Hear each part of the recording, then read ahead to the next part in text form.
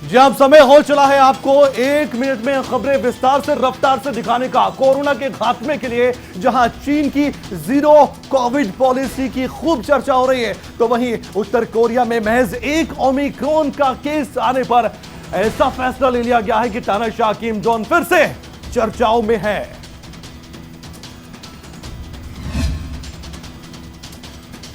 तानाशाह का देश उत्तर कोरिया, जहां कानून नियम कायदे सब किम जोंग है, वहां हर फैसला किम जोंग के तानाशाही अंदाज में लिया जाता है। और अब एक बार फिर से किम जोंग चर्चाओं में है और वजह है कोरोना के उत्तर कोरिया में नए वेरिएंट ओमिक्रॉन का एक केस आना। दरअसल इस एक केस के आने के बाद किम जोंग की तरफ से एक बड़ा निर्णय लिया गया। उत्तर कोरिया में अचानक से लॉकडाउन का ऐलान कर दिया गया क्योंकि कोरोना के नए वेरिएंट ओमिक्रॉन के पहले केस की पुष्टि हुई, जिसके बाद किम जोंग उन ने सत्तारूढ़ कोरियाई वर्कर्स पार्टी की एक आपात बैठक बुलाई और इसी बैठक में कोरोना संक्रमण रोधी पाबंदियां कड़ी करने का निर्णय लिया गया। उत्तर कोरियाई नेता किम ने बैठक में अधिकारियों को खास निर्देश जारी किए हैं। अब देखना होगा कोरोना काल में किम जोंग के देश में कोरोना पाबंदियों के नाम पर कितनी सख्ती बरती जाती है, क्योंकि पहले से ही उत्तर कोरिया में आम जनता पर अजीबोगरीब कानून लागू है। और देखना होगा सरकार की तरफ से इन स्थितियों में कौन सा बड़ा निर्णय आने वाले दिनों में लिया जाता है। किम जोंग पूरी दुनिया में अपनी तानाशाही रवैये और फैसलों के लिए मशहूर है, और अब क्या करता है किम जोंग, ये देखने वाली बात है। आगे बढ़ते हैं। चीन की चिंताएं और ज्यादा बढ़ रही है और अब चिंता का बड़ा कारण है दक्षिण कोरिया। जी हाँ, दरअसल चीन को डर यह है कि दक्षिण कोरिया कहीं अब अमेरिका के इशारों पर ना चलने लगे। अब चीन की इस चिंता की असल वजह भी क्या है, जानिए 1 मिनट की इस रिपोर्ट में रफ्तार से और विस्तार से। अंतर्राष्ट्रीय स्तर पर किसी भी देश का किसी भी समूह विशेष में जाना उस देश के पड़ोसी देशों की चिंताएं बढ़ा देता है, क्योंकि दो ऐसे देश हैं जो एक दूसरे के धुर विरोधी हैं और कुछ समूहों पर इनकी खास पकड़ है। वो देश है अमेरिका और चीन, जो एक दूसरे के हर कदम पर नजर रखते हैं। अब दक्षिण कोरिया ने क्वाड में शामिल होने की इच्छा क्या जताई, चीन की चिंताएं बढ़ गई है। अब माना जाता है कि अमेरिका ने चीन को मात देने की तैयारी पूरी कर ली है, क्योंकि मीडिया रिपोर्ट्स के अनुसार न्यूजीलैंड, वियतनाम और दक्षिण कोरिया देश क्वाड में शामिल होने वाले हैं। यहाँ देखने वाली बात ये भी है कि उत्तर कोरिया पहले से ही चीन का मित्र राष्ट्र है और दक्षिण कोरिया का धुर विरोधी है। अब दक्षिण कोरिया को एक और तो अमेरिका का साथ मिल रहा है और दूसरी तरफ चीन के खिलाफ अब सहयोग बढ़ जाएगा, क्योंकि उत्तर कोरिया को चीन हमेशा से दक्षिण कोरिया के खिलाफ साथ देता रहा है और उत्तर कोरिया का तानाशाह किम जोंग कई बार दक्षिण कोरिया पर मिसाइल दागने की चेतावनी दे चुका है। चीन की चिंताएं जायज है, लेकिन क्या वाकई में चीन का जो डर है आने वाले वक्त में वो डर और ज्यादा बढ़ेगा, देखने वाली बात जरूर है। आगे बढ़ते हैं और बात चीन की करेंगे। चीन के चोंगकिंग एयरपोर्ट पर उस वक्त अफरा तफरी का माहौल था जब तिब्बत एयरलाइंस के विमान में अचानक से आग लग गई।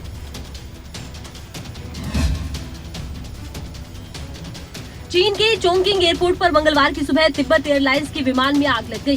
सरकारी मीडिया ने बताया कि कुछ पैसेंजर्स को इस घटना में चोट भी आई। मीडिया के हवाले से बताया गया कि सभी 113 पैसेंजर्स और 9 क्रू मेंबर्स को सुरक्षित निकाल लिया गया। जिन लोगों को मामूली चोटें आई हैं, उन्हें अस्पताल ले जाया गया। सोशल मीडिया पर शेयर किए गए वीडियो में साफ दिख रहा है कि रनवे पर खड़े विमान में अचानक आग लगी और तेजी से धुआं उठने लगा। राहत दल की तरफ से विमान पर पानी डाला जा रहा है और आग को बुझाने का प्रयास इस वीडियो में दिख रहा है। एयरलाइंस ने बताया कि जिस वक्त विमान दक्षिण पश्चिम शहर चोंगकिंग से तिब्बत के लिए न्यांगची जा रहा था, उसी समय क्रू को शक हुआ कि उन्होंने विमान को टेक ऑफ करने से रोक दिया और इसके बाद रनवे पर विमान में आग की लपटें दिखने लगी। तिब्बत एयरलाइंस ने बयान जारी कर बताया, सभी पैसेंजर्स और क्रू सदस्यों को सुरक्षित बाहर निकाला गया है। घायल पैसेंजर्स को मामूली तौर पर चोटें आई हैं, उन्हें अस्पताल में इलाज के लिए भेजा गया है।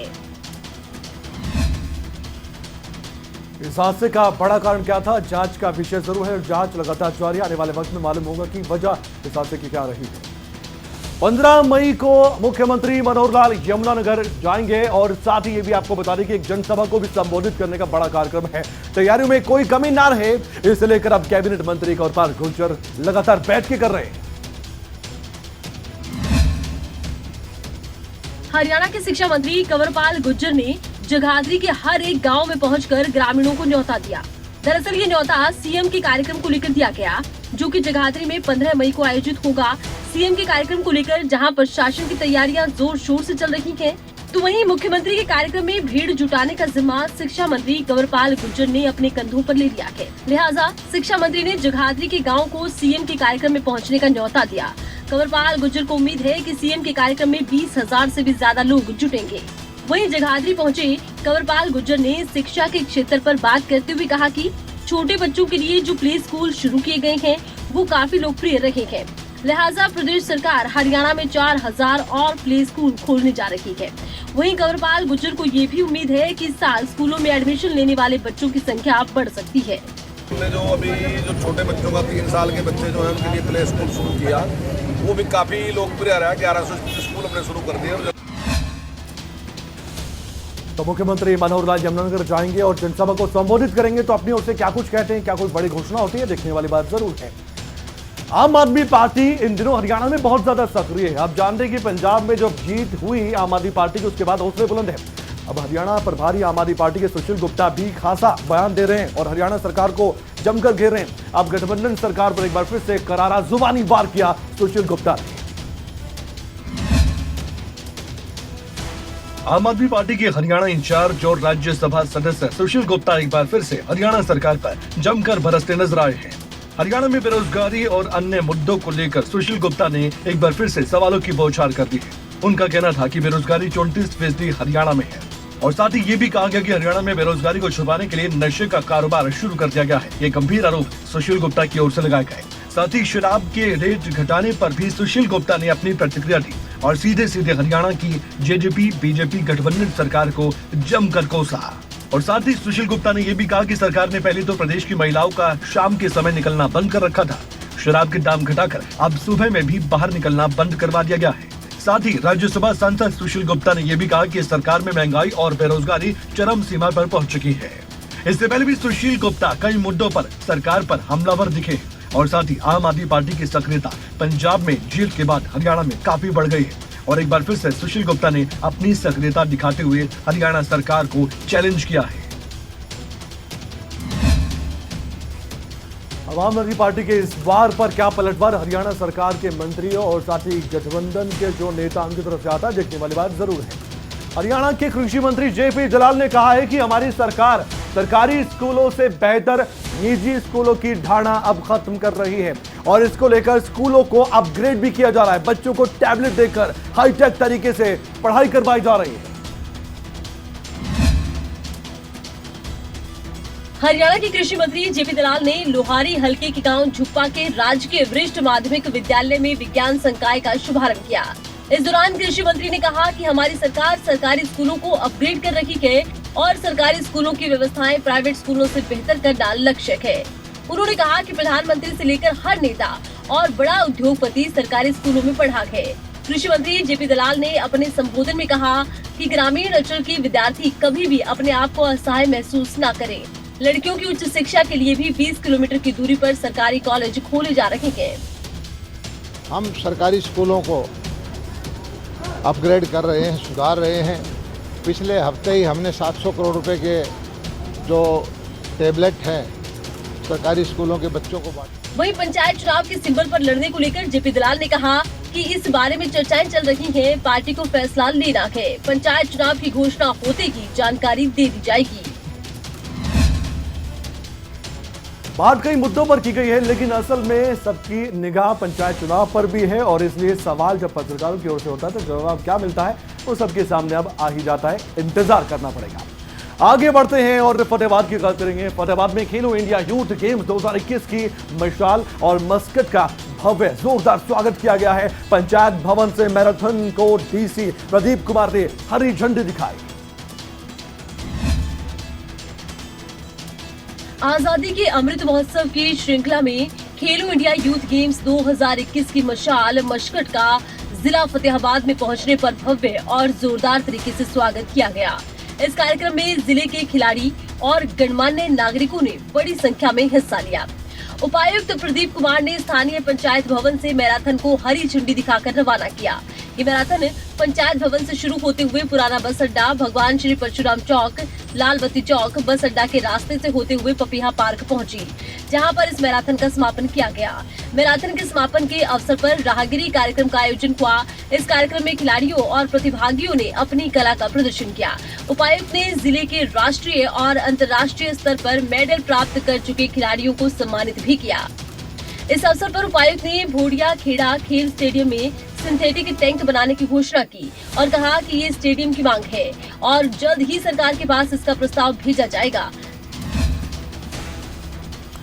खेलो इंडिया गेम्स 2021 की शुरुआत 4 जून से होने जा रही है और हरियाणा के लिए गर्व और गौरव दोनों बात है। अब देखने वाली बात है कि आने वाले वक्त में खिलाड़ियों में और कितना उत्साह देखने को मिलता है जब ये कार्यक्रम शुरू हो जाएगा। पंजाब के मोहाली में पुलिस के इंटेलिजेंस दफ्तर में हमला हुआ था। उस बिल्डिंग में जो रॉकेट लॉन्चर था, जिसे आरपीजी कहते हैं, उस हमले के बाद अब फतेहाबाद पुलिस भी अलर्ट मोड पर है। पुलिस बम निरोधक दस्ते और स्नीफर डॉग के साथ अब लगातार पैनी नजर बनाए हुए है। शहर के अलग अलग स्थानों पर एक चेकिंग अभियान चलाया गया। पंजाब के मोहाली में इंटेलिजेंस विभाग की बिल्डिंग पर हुए हमले की घटना के बाद पंजाब सीमा से सटे फतेहाबाद में भी पुलिस ने सर्च अभियान चलाया। फतेहाबाद के टोहाना इलाके के मल्टीप्लेक्स बस स्टैंड और भीड़भाड़ वाले इलाकों में स्नीफर डॉग्स के साथ पुलिस ने चेकिंग की। पुलिस कर्मचारियों का कहना है कि एसपी फतेहाबाद के निर्देश पर अभियान चलाया गया है। फतेहाबाद के पंजाब सीमा से सटे होने की वजह से और पिछले सालों में टोहाना का इतिहास आतंकवाद से जुड़ा होने के चलते ये कदम उठाया गया और आने वाले दिनों में भी पुलिस की चेकिंग जारी रहेगी। वहीं फतेहाबाद के टोहाना इलाके के इंस्पेक्टर विनोद कुमार का कहना है कि उन्होंने अपनी टीम के साथ टोहाना के कई इलाकों में चेकिंग की है। मॉल्स और बस अड्डे पर स्नीफर डॉग के साथ सर्च अभियान चलाया गया है। बम निरोधक दस्ता भी इस सर्च टीम के साथ मौके पर मौजूद रहा। बहरहाल प्रशासन इन घटनाओं के बाद किसी भी तरह की कोताही नहीं बरतना चाहता, इसीलिए शासन प्रशासन अब पूरी तरह से अलर्ट हो गया है।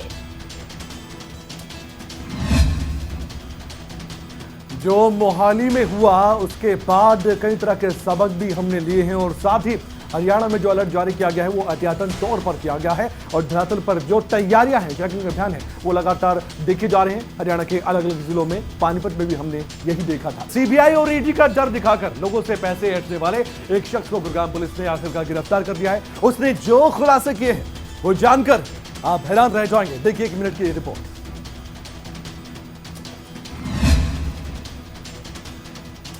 ईडी और सीबीआई का डर दिखाकर नेताओं और बिल्डरों को साथ ही साथ आम लोगों को ठगने वाला एक शख्स गुरुग्राम पुलिस ने गिरफ्त में लिया है। शख्स लोगों को फर्जी सम्मन और नोटिस भेजकर पैसों की मांग करता था और बड़ी चालाकी से उनसे पैसे ऐंठ लेता था। गिरफ्तार शख्स की पहचान यशपाल अरोड़ा के तौर पर हुई है। उसके साथ ही उसके बेटे राहुल अरोड़ा और जितेंद्र मुंजाल को भी पुलिस ने गिरफ्त में लिया है। मिली जानकारी के अनुसार पुलिस ने ठग को 2 लाख रुपए रिश्वत लेते रंगे हाथों पकड़ा है। बता दें, ठग बीजेपी के प्रदेश प्रवक्ता यशपाल बत्रा को ईडी का फर्जी सम्मन भेजकर करोड़ों रुपए की डिमांड कर रहा था। उसने ईडी के डिप्टी डायरेक्टर AK सिंह के नाम पर 4 करोड़ रुपए की डिमांड की थी। साथ ही उनके नाम से फर्जी सम्मन भी बीजेपी नेता को भेजा था। पुलिस के अनुसार ठग यशपाल अरोड़ा पहले ही बीजेपी प्रदेश प्रवक्ता यशपाल बत्रा से 10 लाख की रकम ले चुका है। ठगी के लिए उसने एक गिरोह भी बना रखा था जो गुरुग्राम शहर में निर्माणाधीन बिल्डिंगों की भी शिकायत कर पैसे वसूलता था। अभी तो कुछ खुलासे हुए लेकिन पूछताछ आगे भी जारी रहेगी। ये कब से काम कर रहे थे और कितने लोगों को इन्होंने ऐठा है, ठगा है, ये बड़े सवाल है। जवाब जल्द होंगे सबके सामने। अब आगे बढ़ते हैं। पानीपत में सेना की भर्ती और आयु सीमा में 2 साल की छूट देने की मांग को लेकर युवाओं ने प्रोटेस्ट करना शुरू कर दिया। रेड लाइट चौक से लघु सचिवालय तक पैदल मार्च निकाला गया और एक बड़ा प्रदर्शन करने की कोशिश की गई। 3 साल से सेना भर्ती न होने के कारण युवाओं में रोष है। पानीपत में युवाओं ने एक बार फिर सरकार के खिलाफ नारेबाजी की। रेड लाइट चौक से लेकर लघु सचिवालय तक युवाओं ने पैदल मार्च निकालकर प्रदर्शन किया। युवाओं का कहना था कि भर्ती न निकाले जाने पर युवा ओवरएज हो रही है। ऐसे में सरकार को चाहिए कि जल्द से जल्द भर्ती निकाली जाए और ओवरएज हुए युवाओं को 2 साल की छूट दी जाए। ग्रामीण क्षेत्र के युवा सेना में भर्ती की तैयारी के लिए दिन रात मेहनत करते हैं। कोचिंग सेंटरों पर भारी भरकम फीस भरकर युवा सेना में भर्ती होने के लिए मैदान पर पसीना बहाते हैं। भर्ती नहीं निकाले जाने के कारण आलम यह है कि प्रदेश बेरोजगारी के मामले में नंबर 1 पर आ गया है। सेना में प्रदेश के युवा सबसे ज्यादा भर्ती होते हैं। उन्होंने कहा कि अगर जल्द ही भर्ती नहीं निकाली गई तो ओवर एज हुए युवाओं को आयु में 2 साल की छूट नहीं दी गई तो युवा इससे भी बड़ा प्रदर्शन करेंगे। ना कुछ नहीं चाहिए और सरकार तो हमारी भर्ती दो, 2 साल की छूट दो। तो पिछले 3 साल भर्ती ना आई ना, ओवर एज हो गए। अरे हम भी तो इंसान, हमने भी तो सपना पूरा करने का हक अपना। ऐसा पहली बार नहीं है सेना भर्ती को लेकर जो छूट की बात ये युवा कह रहे हैं, ये बात आगे तक पहुंचेगी। क्या इस पर कोई संज्ञान लिया जाता है, देखने वाली बात है, क्योंकि पानीपत से निकला है प्रोटेस्ट, कहां तक चलता है ये भी देखने वाली बात जरूर है। बहादुरगढ़ के ट्रॉमा सेंटर की हालत क्या है, 1 मिनट की रिपोर्ट बता भी देगी, पोल भी खोल देगी। दरअसल इन दिनों बेहद जरूरी दवाइयों का अकाल यहां पर पड़ गया है। मरीज बाहर से दवाइयां खरीदने को मजबूर हो गए हैं। 1 मिनट की इस रिपोर्ट में देखिए कैसे परेशानियां आम मरीजों की बढ़ गई हैं। बहादुरगढ़ के ट्रॉमा सेंटर में इन दिनों दवाइयों का टोटा चल रहा है। मरीजों को बाहर से महंगे दामों पर दवाइयां खरीदनी पड़ रही हैं। यहाँ के ट्रॉमा सेंटर में बहुत सारे इंजेक्शन आउट ऑफ स्टॉक हो गए हैं। ऐसे में यहाँ काम करने वाले डॉक्टर मरीजों को बाहर से दवाइयां और इंजेक्शन लाने की सलाह देते नजर आए। बहादुरगढ़ में बनाया गया ये ट्रॉमा सेंटर इमरजेंसी सर्विस देने के लिए बनाया गया था, लेकिन डर से निजात दिलवाने वाले यानी पेन किलर इंजेक्शन तक यहाँ पर खत्म हो चुके हैं। मरीजों की माने तो डॉक्टर उन्हें इंजेक्शन और दवाइयां बाहर से लाने के लिए कहते हैं। बाहर मेडिकल स्टोर पर महंगे दामों पर उन्हें दवाइयां बेची जा रही हैं, जबकि सरकारी अस्पताल के ट्रॉमा सेंटर में इंजेक्शन और दवाइयां बिल्कुल मुफ्त उपलब्ध करवाई जाती हैं। यहाँ खत्म हो चुकी दवाइयों का स्टॉक अधिकारियों की उदासीनता को दर्शा रहा है। जो दवाइयां और इंजेक्शन इमरजेंसी के दौरान मरीजों की जान बचाने के लिए काम आती वे तक खत्म हो चुकी है। मेडिसिन है जो नहीं है हमारे पास स्टॉक में अवेलेबल नहीं है तो वो बाहर से मंगा रहे हैं। अदरवाइज जो अवेलेबल है वो इंजेक्शन हम यहीं से लगा रहे हैं। हरियाणा के स्वास्थ्य महकमे और हरियाणा के स्वास्थ्य मंत्री को इस पर ध्यान जरूर देना चाहिए, क्योंकि अकाल अगर दवाइयों को पड़ा है तो मरीजों को बहुत परेशानियों का सामना करना पड़ता है। कई बार तो ऐसे ही मरीज आते हैं जिनके पास दवाइयां खरीदने के पैसे तक नहीं होते। अब ये सुविधा क्या वाकई में दी जाती है या फिर यूं ही काम चलता रहेगा, देखने वाली बात है। आगे बढ़ते हैं। 1 महीने के लिए छुट्टी पर आया घर एक जवान लापता है। उसकी तलाश को 2 महीने हो गए, लगातार तलाश की जा रही है, लेकिन अभी तक उसका कोई भी पता नहीं चल पाया है। परिवार की गुहार को अनसुना क्या वाकई में किया जा रहा है, 1 मिनट की रिपोर्ट में देखिए पूरा मामला क्या है। देश की सीमा की रक्षा करने वाले गायब फौजी को पुलिस लगातार ढूंढ रही है, लेकिन इस फौजी का कोई भी अता पता नहीं। फौजी की पत्नी और बच्चे पुलिस थानों से लेकर प्रशासनिक अधिकारियों के चक्कर लगाकर थक चुके हैं, बावजूद इसके न्याय नहीं मिल पा रहा। आपको बता दें कि चरखी दादरी के रहने वाले बीएसएफ जवान सह भगवान 13 मार्च को 1 महीने की छुट्टी पर घर आए थे। घर आने के बाद फौजी 22 मार्च को अंबाला कैंट में ऑफिस के काम के लिए निकला था और उसके अगले दिन परिजनों को फोन पर बताया कि वो शाम तक लौट आएगा, लेकिन उसके बाद आज तक फौजी के बारे में कोई भी जानकारी नहीं। जब फौजी शाम को घर नहीं लौटा तो परिजनों ने उसको फोन करने की कोशिश की, लेकिन फोन पर संपर्क नहीं हो पाया। हालांकि परिजनों की तरफ से कई स्थानों पर तलाश भी की गई, लेकिन कोई भी जानकारी नहीं मिल पाई। पापा से भगवान बीएसएफ में ड्यूटी करते हैं, उनकी गुजरात में पोस्टिंग है। वो 13 मार्च को छुट्टी आई थी और उसके बाद उस 15 मार्च को अम्बाड़ा गए थे किसी काम से, 17 मार्च को वापस आ गए थे। उसके बाद वो 22 मार्च को गए थे और अभी तक कोई पता नहीं उनका, ना पुलिस कार्रवाई कर रही है। लापता फौजी की तलाश के लिए पुलिस मशक्कत तो कर रही है, लेकिन परिवार का यह आरोप है कि ठोस कार्रवाई अभी तक नहीं हुई है। देखने वाली बात है कि क्या वाकई में फौजी को जल्द ढूंढा जाता है या कोई अनहोनी ना हो गई। अब आगे बढ़ते हैं, करनाल की बात करेंगे। करनाल में नूडल्स बनाने वाली एक फैक्ट्री पर सेफ फ्लाइंग की टीम ने रेड कर दी है और सैंपल जांच के लिए भेज दिए गए हैं। क्या कोई गड़बड़ी थी? सवाल बड़ा है, लेकिन जवाब इस रिपोर्ट में आपको मिल सकता है। देखिए 1 मिनट की रिपोर्ट रफ्तार से विस्तार से।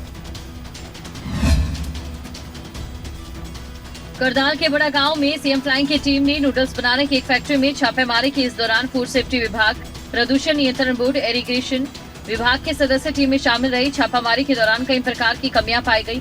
पॉल्यूशन कंट्रोल बोर्ड के अधिकारी ने बताया कि यहाँ ईटी में प्लांट नहीं लगाया हुआ है। सैंपल लिए गए, उसकी जो रिपोर्ट आएगी उसके आधार पर नोटिस दिया जाएगा। जवाब के बाद आगे की कार्यवाही की जाएगी। हमें सूचना मिली थी इनकी इंस्पेक्शन करने के दौरान जब हम आए काफ़ी कमियां हमें मिली हैं। बाकी डिपार्टमेंट्स जो आए हुए हैं वो अपना बता देंगे। फूड के रिगार्डिंग हमने 7 सैंपल लिए हैं इनके, और जो नूडल्स बना रहे हैं वो तो नूडल्स के हम सैंपल लिए और कुकिंग ऑयल के हमने सैंपल लिए। तो क्या परमिशन थी इनके पास नूडल्स बनाने की? नूडल बनाने की FSSAI का सेंट्रल लाइसेंस इनके पास है, उसकी परमिशन है। बाकी अदर फैक्ट्री के मालिक पंकज अग्रवाल ने बताया कि 4 दिन पहले ही प्लांट शुरू किया समेत सभी विभागों से अनुमति ली गई है। आपको बता दें कि टीम ने फूड से जुड़े 7 सैंपल लिए, जिसमें नूडल्स का सैंपल भी शामिल है। क्वालिटी की जांच के लिए इसे चंडीगढ़ भेजा जाएगा। तो सैंपल जांच के लिए भेजे गए हैं और सैंपल की रिपोर्ट क्या नेगेटिव आती है, पॉजिटिव देखने वाली बात है, जिसके बाद ही कार्रवाई को अंजाम दिया जाएगा। हरियाणा के करनाल में बने हॉर्टिकल्चर यूनिवर्सिटी की अब बात करते हैं। इसके क्वार्टर में एक डॉक्टर मंजीत का शव संदिग्ध परिस्थितियों में नग्न अवस्था में मिला है। डॉक्टर के क्वार्टर से पड़ोसियों को बदबू आने लगी थी, उसके बाद मौत के मामले का खुलासा हो गया। करनाल से हैरान कर देने वाला मामला सामने आया। नग्न अवस्था में मंजीत नाम के एक डॉक्टर का शव मिला। डॉक्टर का शरीर काफी फूल चुका है। मृतक डॉक्टर सोनीपत का रहने वाला था। करनाल के शामगढ़ में ड्यूटी होने के कारण शहर के क्वार्टर में ये डॉक्टर अकेला रहता था। एसएफएल की टीम ने मौके पर मुआयना किया। पुलिस ने शव को कब्जे में लेकर पोस्टमार्टम के लिए भेज दिया। इसके बाद किसी ने डॉक्टर मंजीत को नहीं देखा और वो ड्यूटी पर भी नहीं आ रहे थे। दूसरी ओर एक कर्मचारी ने बताया कि सोमवार को सुबह 9 बजे ऑफिस जाते वक्त बहुत अच्छे से बातचीत हुई। ये मामला हत्या का है या आत्महत्या का है या फिर ये मौत किसी हादसे के कारण हुई, इन तमाम सवालों के जवाब पुलिस को तलाश नहीं। तो 5:15 बजे जानकारी मिली थी कि डॉक्टर मंजीत सिंह है, इनका क्वार्टर है B10, इसे काफ़ी बदबू आ रही है। तो हम मौके पहुंचे थे। अभी एफएसएल टीम आई है, इनकी सिस्टर आई है, वारिस है, इनकी पत्नी वगैरह वो अभी आ रहे हैं। तो कितने समय से यहाँ पर पोस्टेड थी? अभी 4-5 साल से पोस्टेड है, जैसे डॉक्टर साहब ने बताया। तो परसों से पता नहीं चल रहा था इनका ये क्वार्टर में थे। मामला अपने आप में अजीब भी है, संगीन भी है और साथ ही सवाल कई हैं। हादसा था, हत्या थी या फिर आत्महत्या, सवाल है। हर एंगल से पुलिस मामले की जांच करेगी। आगे बढ़ते हैं। पलवल में सदर थाना पुलिस ने बंद एक बॉडी के कैंटर में क्रूरतापूर्वक ले जाए जा रहे 42 पशुओं को मुक्त करवाने में सफलता हासिल की है। कैंटर की जो बॉडी यानी कि कैंटर जो था वो पूरी तरह से बंद था। पुलिस ने 2 आरोपियों को काबू में लिया तो है, लेकिन सवाल ऐसे हैं जिनके जवाब पुलिस की जांच के बाद मिल सकते हैं। पलवल में बंद बॉडी के कैंटर में क्रूरतापूर्वक 42 पशुओं को भरकर ले जाते हुए पुलिस ने 2 लोगों को गिरफ्त में लिया। हैरानी की बात यह है कि इतनी गर्मी में बंद कैंटर में ठूस कर पशुओं को भरा गया था, जिन्हें उत्तर प्रदेश से केरल ले जाया जा रहा था। सदर थाना प्रभारी राधेश्याम ने बताया कि केजीबी टोल नाके के निकट शक के आधार पर कैंटर को रोका गया, तलाशी दी गई तो इसमें 42 पशुओं को ले जाया जा रहा था। पुलिस ने इस मामले में पलवल के अजीजाबाद निवासी राशिद पुत्र उस्मान और उत्तर प्रदेश के बागमत निवासी सद्दाम पुत्र अब्दुल को गिरफ्तार किया है। फिलहाल आरोपियों से पूछताछ कर पुलिस मामले में कार्रवाई कर रही है। देखना ये होगा मामले में क्या कार्रवाई अमल में लाई जाती है। इसमें लगभग 42 के आसपास खटड़े ठूस कर बने हुए थे, जो कि अभी फिलहाल प्रारंभिक पूछताछ तो ये बता रहे हैं यूपी से और केरल की ओर लेके जा रहे थे। इस मामले में अभी तो पुलिस को और भी जांच करनी है और क्या और भी लोग इससे जुड़े हो सकते हैं, लेकिन जो क्रूरतापूर्वक जो भी काम किया गया आरोपी की ओर से उसकी सजा उनको जरूर पुलिस दिलवाएगी। 1 मिनट पूरी रिपोर्ट फिलहाल के लिए इतना ही, लेकिन आपको लगातार खबरें तक दिखाता रहेगा, क्योंकि ये है हरियाणा हिमाचल का नंबर 1 जगह।